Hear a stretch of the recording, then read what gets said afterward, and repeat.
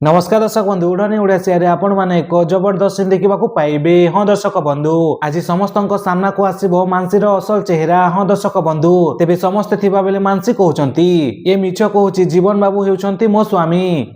तापरे ज्योति कहउचंती मथारे नकुली सिंदूर लगे देले सान बाबू तम स्वामी बनी जीवेनी अपा। सान बाबू मोर थिले आ मोर एका रहिकी थिबे बुझिलु अपा। तापरे मानसी कहउचंती जीवन बाबू मो स्वामी है तू तांको स्त्री नुहे तांको स्त्री हेउची मु। तापरे ज्योति कहउचंती तोते कौन मिलिबो ए नाटक करूछु जे कहि दे समस्तंक सामना रे सब सत कथा कि जे तू नाटक करूछु बोली की। तापरे बाहरु आसीथिबा माउसी जनक कहउचंती अरे सरपंच को घरे एते झगड़ा जमारू भलो लागुनी। तापरे मा ठाकुरानी बहुत जोरे रागी जाउचंती आ तांको बंधुकरू गुली चले दउचंती आ ज्योति को कहउचंती ज्योति तू काहे कि मानसी सहित सब बेले लागुछु मानसी तो जीवन रो स्त्री ना तू काहे ता पछरे पड़ीछु।